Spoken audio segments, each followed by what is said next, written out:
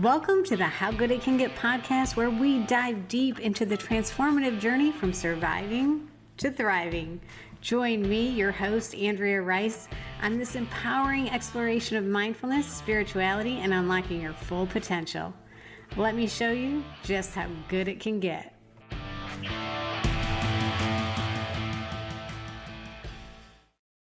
Welcome back to the How Good It Can Get podcast. I'm your host, Andrea Rice, and thank you everyone for tuning in. Whether you're a returning listener or first time, thank you. We really appreciate everyone who tunes in to take a listen. And today we have a special episode, and it's actually going to be a 5-part series, and it's anxiety's ripple effect on loved ones.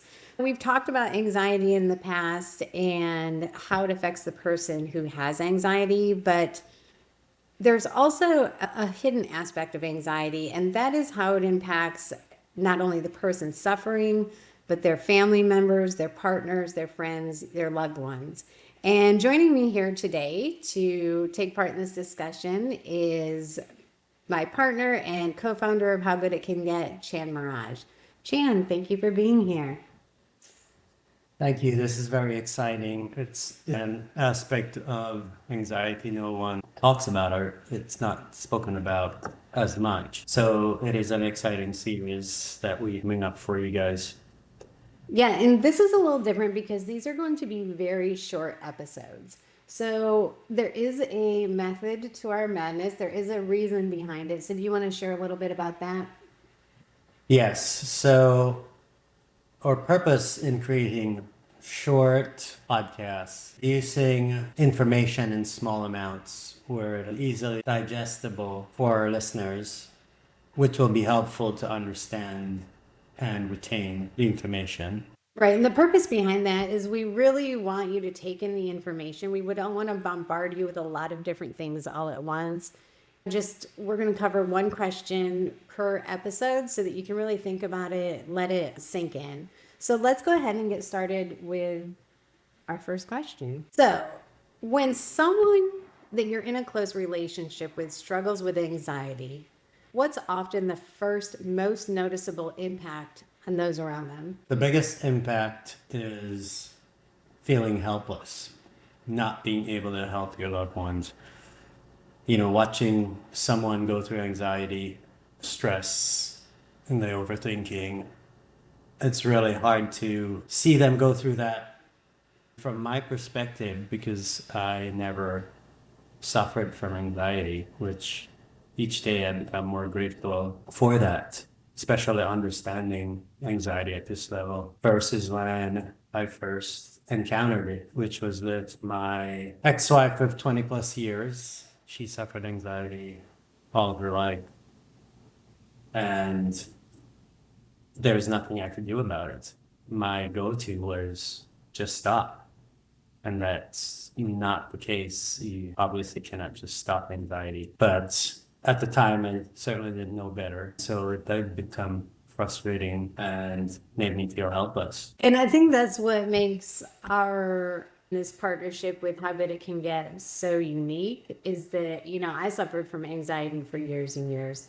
And it is very isolating. And I never really thought about the impact it had on others, but obviously there is an impact. And for someone like you coming from the other side of it, feeling the impact, seeing the impact, it really gives us a full understanding on both ends of the impact of anxiety. And that's why this series is called The Ripple Effect, because it really does not just affect the person who is suffering, it affects every single person around them. That's right. I don't think someone suffering from anxiety even thinks about that because they're already bombarded with all the thoughts they have, just struggling to figure themselves out. You really don't even have time to realize or recognize the impact it has on your loved one, your partner, your children, friends.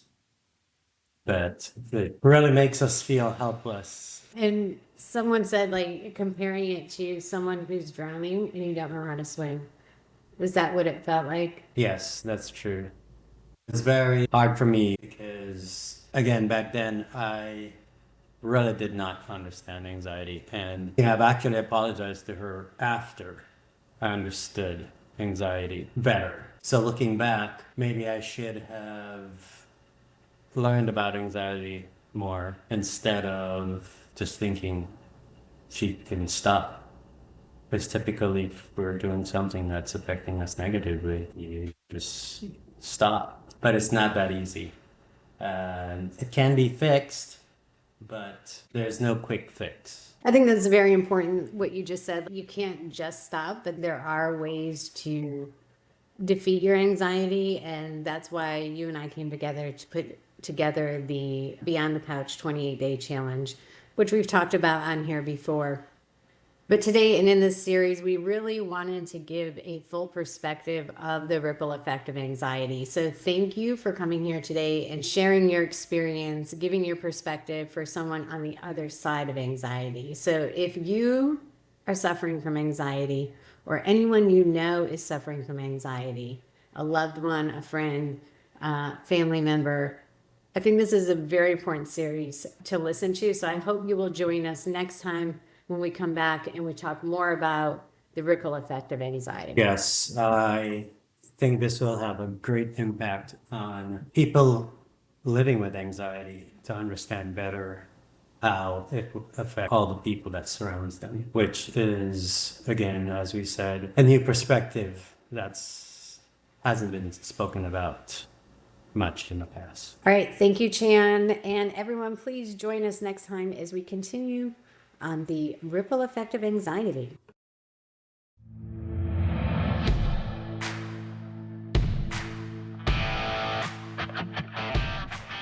You've been listening to the How Good It Can Get podcast. Remember, the power to transform your life is within you. So stay mindful, stay empowered, and keep embracing how good it can get.